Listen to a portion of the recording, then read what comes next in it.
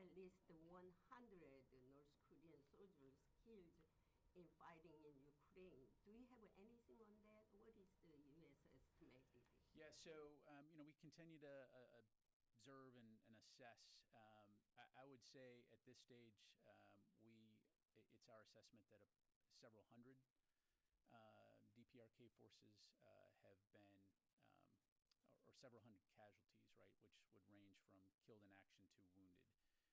I'm not going to have a breakdown for you in terms of KIA versus wounded, but several hundred have, and as they engage in combat with the Russians, we certainly would anticipate that those numbers will go up.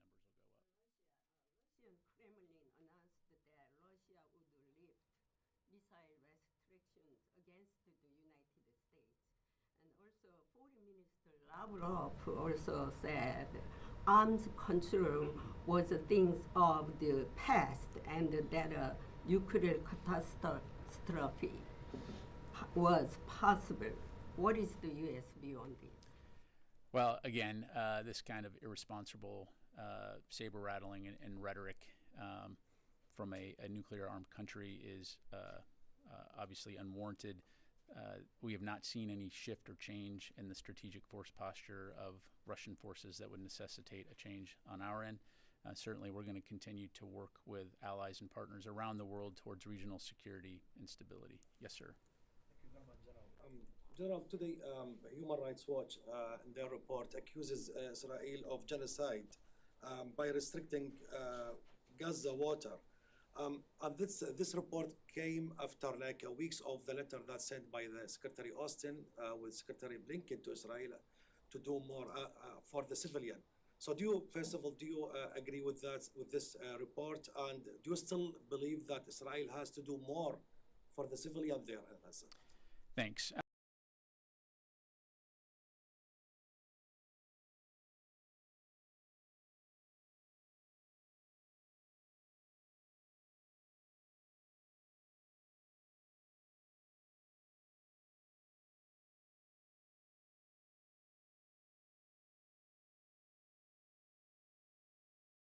Attack brutally murdered more than 1,200 innocent civilians on October 7, 2023. So we want to see an enduring resolution to the conflict in Gaza, which is why we continue to actively work towards an agreement to stop the war, bring all the hostages home that are still being held by Hamas.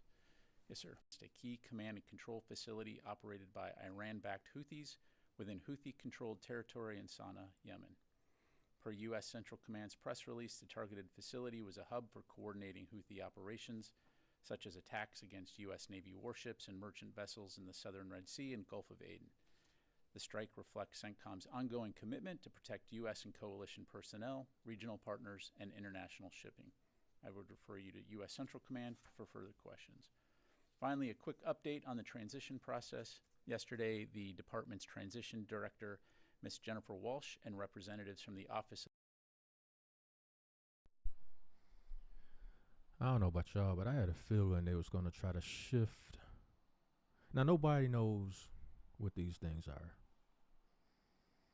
But I did have a sneaky suspicion that they were going to shift the blame onto one of these foreign countries because that comes with a built-in excuse to start a war with them. Ironically, on their way out, because they want to do this before President Trump comes in and takes over. They already mad that they've lost. A lot of people will be replaced,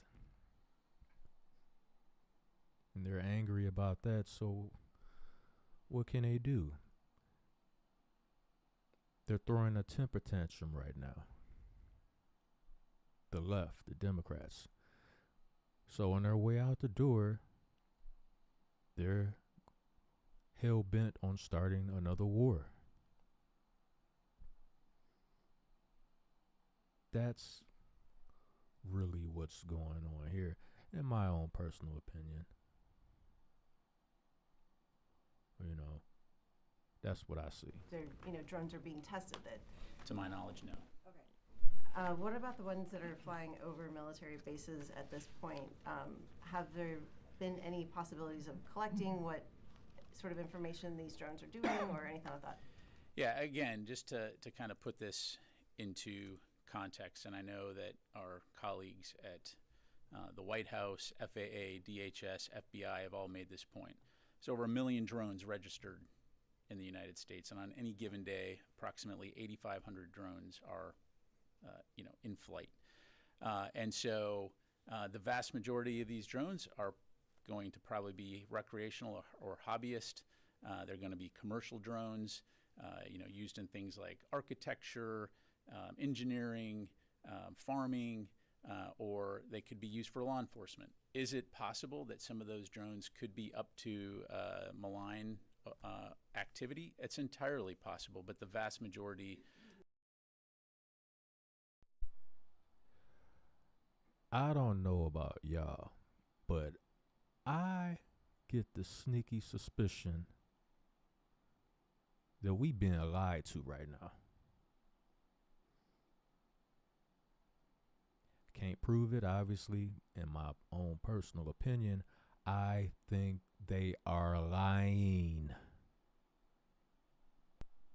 Make that assumption in every case, not necessarily. So in each case, commanders have the authority, installation commanders and authorities have the authority to respond appropriately, and will continue to do that. Okay, just one other topic, Ukraine. Did the U.S. have any role at all, either providing intelligence or otherwise, in the what looks like a targeted killing of the Russian general? Yeah, I can tell you we were not aware of this operation in advance. We do not support or enable those. I think they got their hand-picked press members in there on purpose so they can slide the little drone questions in and out and then quickly pivot to something else. Oh, let's talk about Iran. I'm just tired of all these little silly games that they be playing all the time. And then you can kind of get a sense when they're lying to you.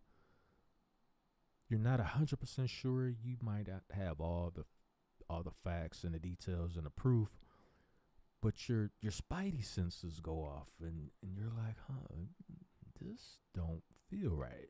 Something don't sound right. Something don't smell right here.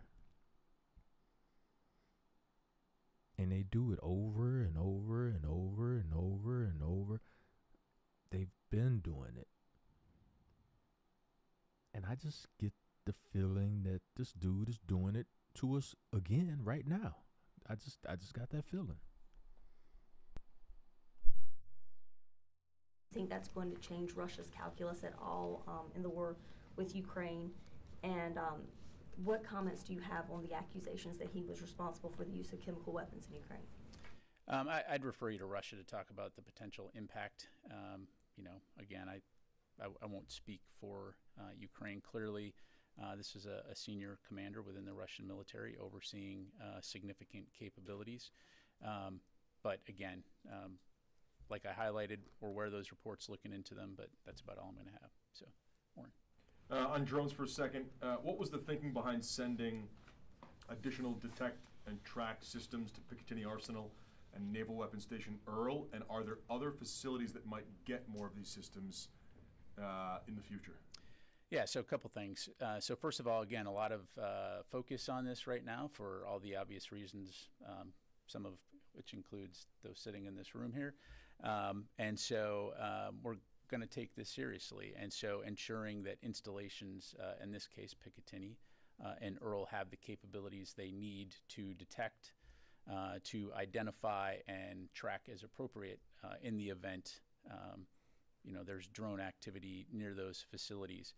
To your other question, this is exactly what the counter unmanned systems strategy that DoD put out recently talks about, is looking at what are those priority installations, what are the trends when it comes to unmanned systems or unmanned aerial systems as well, and what does the DoD need to be doing in order to address that issue, particularly when it poses a potential threat to our personnel or installations.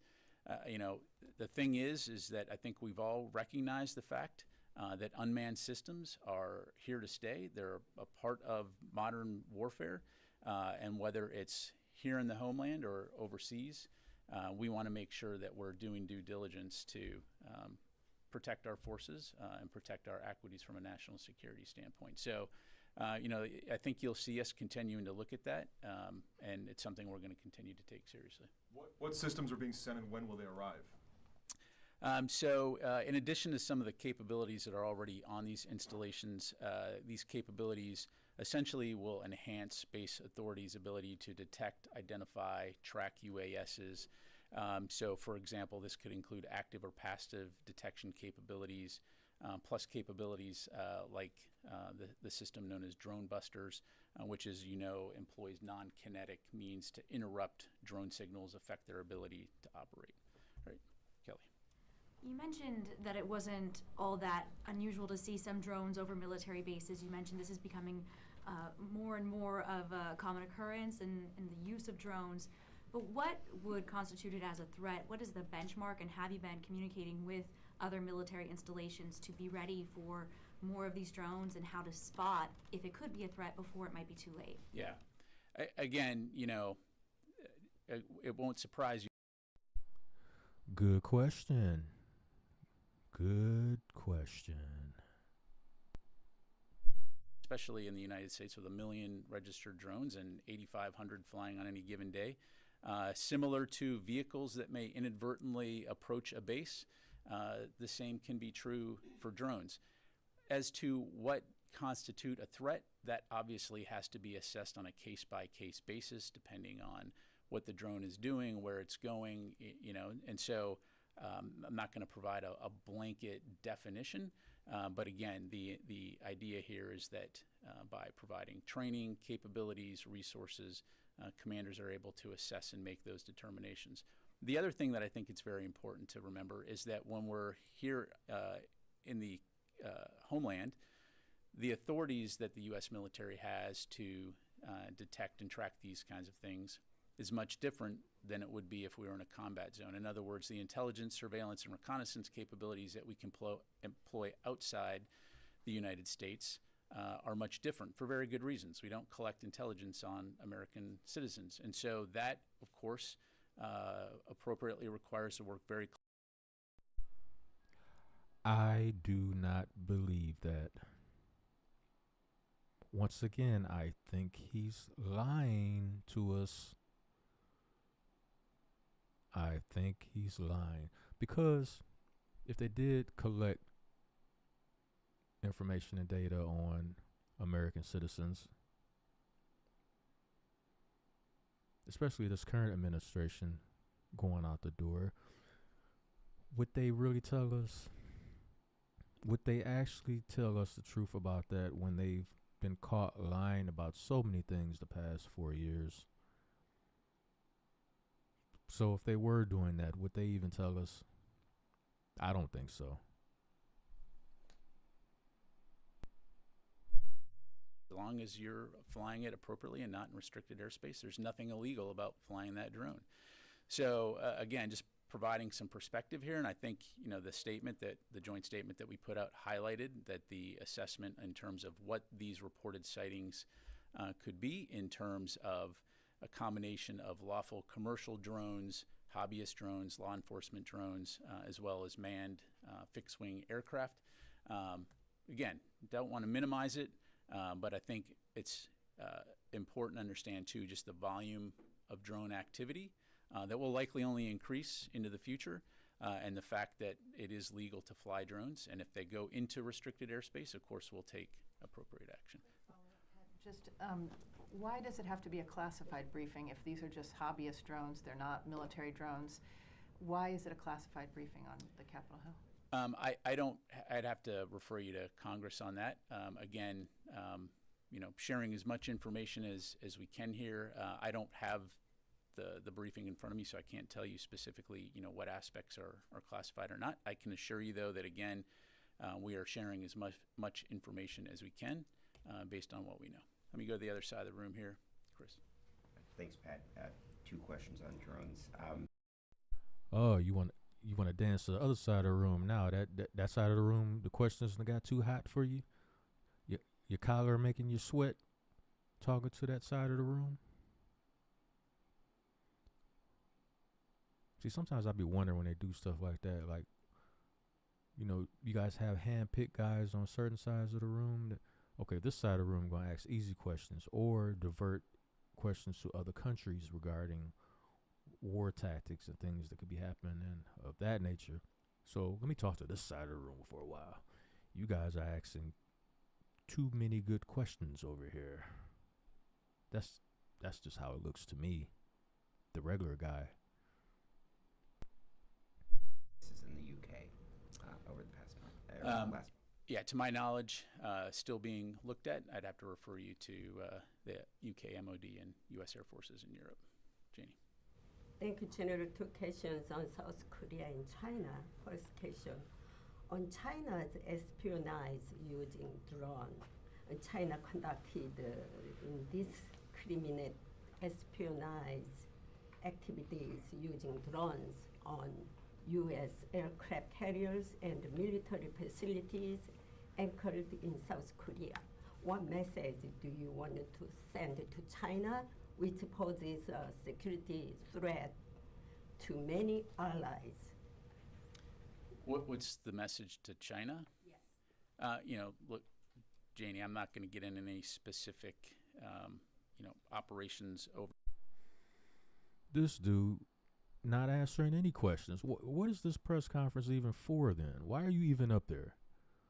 Why say anything? We don't know anything. We don't know. It doesn't appear that there is anything to worry about. There's nothing nefarious going on. That's their new buzzword they like to say. Nefarious. There's nothing nefarious to worry about. If something nefarious was going on, then we would handle it in a counter nefarious way. You understand? Oh, yes, I understand something nefarious might be going on, and you gaslighting the nation right now. It's what it looks like to me. I could be wrong, but it's just what it looks like. But I'm going to leave a clip to this joint down in the description box down below. You guys can watch it all the way through if you want to. If you just happen to be in a mood to watch and listen to somebody that appears to be blatantly lying to you, then be my guest. Because that's what it looks and sounds like to me. Anyway, the Blizzy is outie.